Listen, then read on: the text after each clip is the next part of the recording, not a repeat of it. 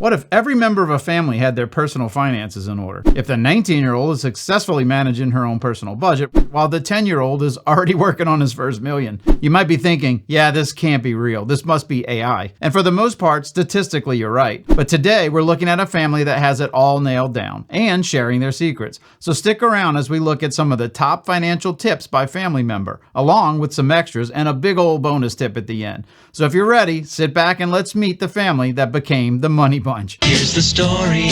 Hey everyone, this is AJ Ace in the Hole, and welcome to the channel where we simplify personal finance and provide tips for young adults, parents, and others just starting out. And sometimes we pay a little visit to a financially successful family just to see how they do things. And if you're curious, afterwards, I have a bunch of videos that dive into more detail on many of these topics, all linked in the description below. So today we're looking at a family that has everything in place financially, the Money family.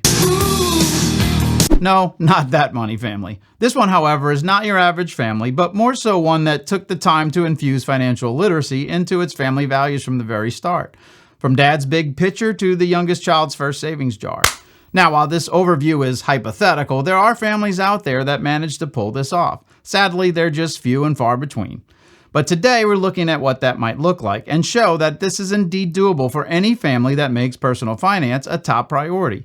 And since the schools and educational systems still aren't doing it, it's all up to us. Now, while we are going to look at financial tips for each family member, any parents watching, pay close attention because you're going to see that you play a huge role in all of this. We'll start with the youngest member and work our way up to the parents with some additional bonuses along the way. So be sure to stick around to the end. And real quick, did you know that 85% of YouTube viewers forget to click the subscribe button? So if you would, take a quick second. It's totally free and helps so much to grow the channel. And no animals are harmed in the process. Now, back to the family meeting. Let's start off with little Noah. At age 10, he's already working on his first million.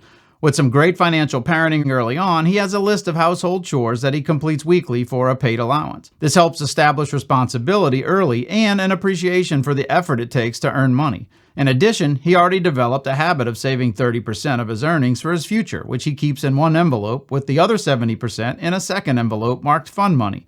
Additionally, his parents, Greg and Jennifer, use the save one, get one approach, or as I like to call it, the SOGO method. So for every dollar Noah saves, they match him dollar for dollar to help not only encourage savings, but also teach the value of things like 401k company match programs to incentivize his participation when he can one day contribute. Next up, we have Mia. At age 15, Mia already has her own checking account and debit card. She started babysitting on weekends to earn money and deposits this, along with all her birthday money, into her account. She uses her debit card for purchases and monitors her spending using her banking app. She not only keeps a close eye on her account balance, but she's also learning about money management, keeping reasonable spending limits while learning the concept of spending within your means. Since Mia's under age 18, this account is considered a teen account, which is offered at most major banks and is co-owned by her parents. Studies show that teens who manage money through a monitored account are significantly more likely to save and budget effectively by adulthood. Moving on, there's daughter Ava. At 19, she's setting the bar ever since she landed a job at a local smoothie shop.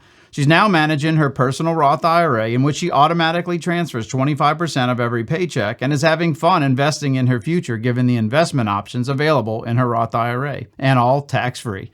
This account was originally created by her parents prior to age 18 as a custodial Roth IRA, when she started earning some legitimate income. Then at age 18, they converted it to a regular Roth IRA, which she now manages. Also, unlike most of her friends, Ava isn't distracted by spending money on name brand clothes and other luxury items, as she's been taught the importance of accumulating savings now while she's still young with minimal expenses, understanding that this money will grow significantly due to the many years of compounding, allowing her to put it to far more valuable use in the future. She thoroughly understands the value of having her money work for her and what that means to future Ava. Son Ethan has just graduated college, and debt-free I might add, thanks to a 529 savings plan, which I'll touch on in a minute. At age 23, he landed his first job as an AI engineer after a college internship, and now works full-time at a software company that offers a 401k plan with a very nice 4% company match.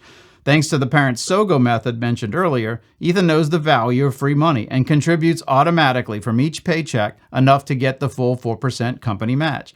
Plus a little extra since he also uses the 50-30-20 budgeting rule, allowing him to save a little more, ensuring that he always pays himself first. In fact, if you're not familiar with that, check out my budgeting video here, which talks specifically about the 50-30-20 rule and other budgeting options.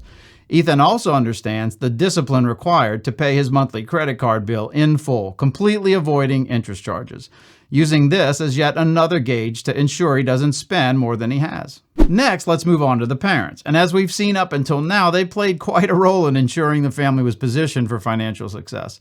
But let's start off with Mom. Jennifer, now age 47, not only helped with ongoing financial education, but also spearheaded other family financial efforts. First, she ensured early on that each child had a 529 savings plan in place to save for future education, not only taking full advantage of compounding growth, but also capturing years of family gift money to help save for college. There have been numerous enhancements to 529 plans, especially recently, creating an extremely powerful and flexible way to save for a child's future education. If you're not aware, check out my video here on 529 plans that walk through all the latest updates. In addition, Mom also challenged the kids while shopping. If they could find a better deal, they were given the difference to save. This simple game taught the kids how deal shopping allowed them to keep more money for themselves. Finally, we have dear old dad, Greg. Coming in at age 50, his largest contribution to the family's financial success is being the overall financial architect and educator for the entire family, with help and support from Mom, of course. He ensures all expenses are tracked, categorized, and budgeted accordingly, including an appropriate amount of income saved and invested not only towards his and Jennifer's retirement, but also ensuring each child is set on a successful path as well, starting long before they came around. And let's be honest, this is a tall order and does require Mom and Dad to be on the same page financially. Now that leads us right to that bonus tip, and probably the biggest one of all for a financially focused family, which is the parents, and this also includes couples without children, must have alignment on financial philosophies, goals, objectives, and practices, or none of this works. There must be a solid foundation of financial values by which a family is managed to include the education of any children. As I mentioned earlier, the educational systems still aren't doing it, so financial literacy is up to you. When working together, a family can build a foundation not just for the family as a unit, but for each individual family member, arming them with the knowledge that will guide them successfully throughout their lives, and hopefully on to the next generation. As they say, give a man a fish and you feed him for a day. Teach a man to fish and you feed him for a lifetime. So with that, I hope you found this video helpful. And if so, please share it with others and be sure to like and subscribe so you don't miss future videos. And check out my two-part video series on the top 20 financial mistakes in your 20s. Part 1 that showcases a list of what I call danger zone items, and Part 2 that looks at the more severe mistakes. You can check out Part 1 and Part 2 here and here. Finally, thank you so much for watching, and I hope to see you back here for the next video. And remember, it's not just how much you save, it's how early you start. This is AJ, your ace in the hole. See ya.